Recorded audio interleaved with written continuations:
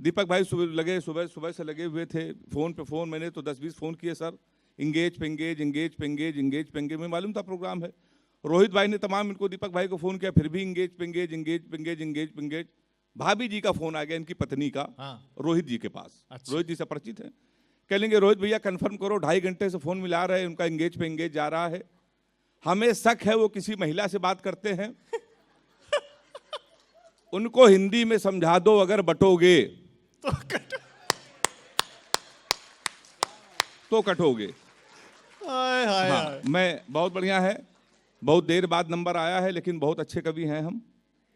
बिल्कुल समझ गए। ये बात केवल हम मानते हैं, आप भी मान जाओगे। देखिए, रोहित भाई ने बताया मैं कानपुर का रहने वाला हूं सर, उत्तर प्रदेश कानपुर। दुनिया में आप कहीं चले जाइए, आप तो बड़े लोग हैं, हर जगह जाते हैं। कभी बनारस जाइए जहां से हमारे भाई आए हैं, रेलवे स्टेशन पर उतरिए तो वहां लिखा रहता है बनारस का पान आपका स्वागत करता है, लिखा रहता है सर। कभी आगरा जाइए, वहां उतरिए, वहां लिखा रहता है आगरा का पेठा आपका स्वागत करता है। हमारे कानपुर आइए, रेलवे स्टेशन पर उतरिए, वहां लिखा रहता है रूपानी चप्पल आपका स्वागत करता है। जी, तो मैं उसी कानपुर से आया हूं सर।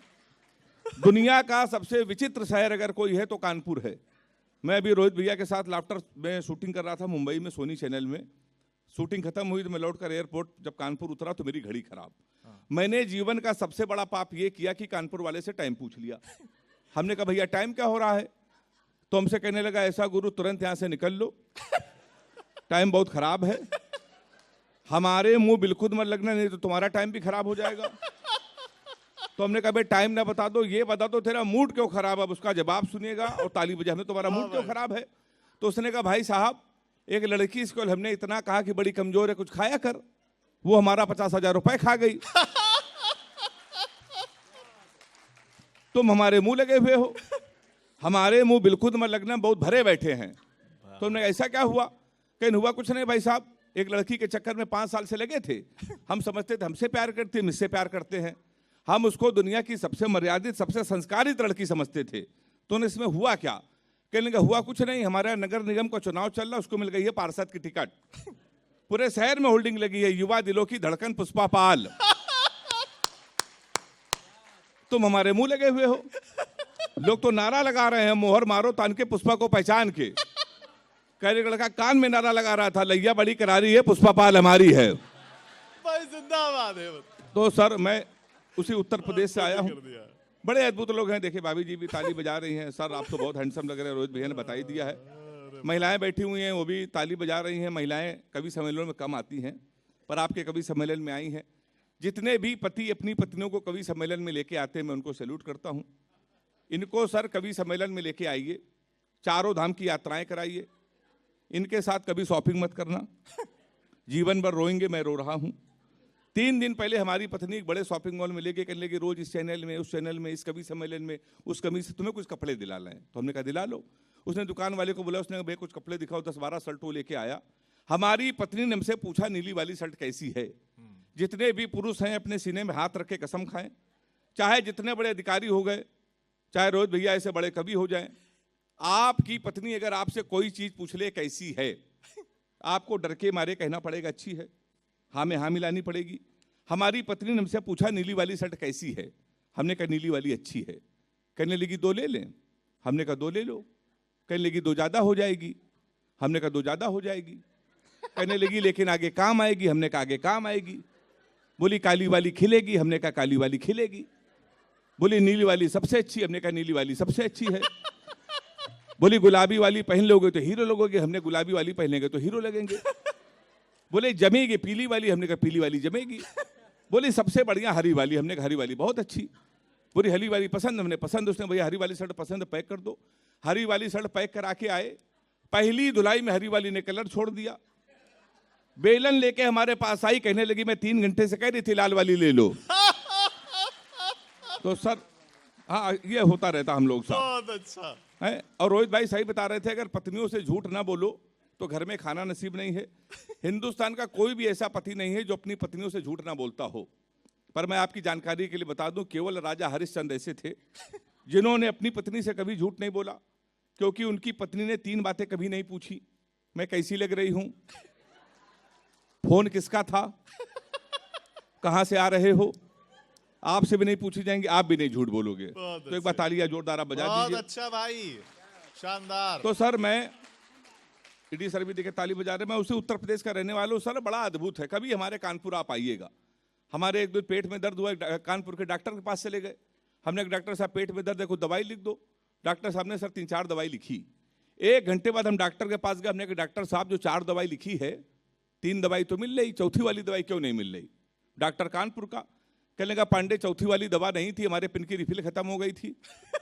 हम चला के देख रहे थे चलेगी कि नहीं चलेगी। तो हमने कहा डॉक्टर साहब तुम्हारे चक्कर में पूरे कानपुर का परिक्रमा हो गया। अब वहां के मेडिकल स्टोर वाले और बड़े वाले, एक कहने लगा पांडे आज ये दवा खत्म है, को तो कल मंगा दें।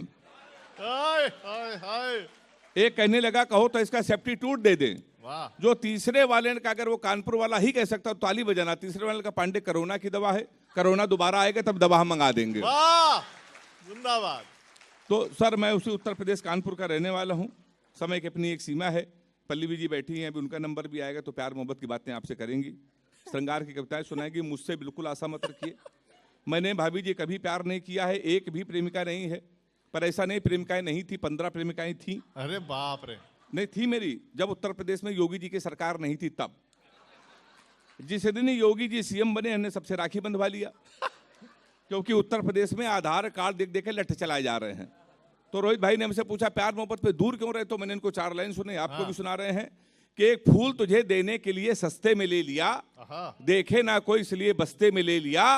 फूल तुझे देने को निकले थे जाने मन, पर यूपी पुलिस ने उसे रस्ते में ले लिया। क्या बात है। तो सर मैं प्यार मोहब्बत से बहुत दूर रहता हूँ। तमाम कारण हैं क्यों दूर रहता हूँ। किसी लड़की को गौर से देख लो, कहेंगी देखो कैसे कुत्ते की तरह देख रहा है, ना देखो तो कहेंगी कुत्ता देख भी नहीं रहा है। भाई हाँ ये पीछे वाले वही ताली बजा रहे जिनकी भावनाएं हमसे मिल रही हैं।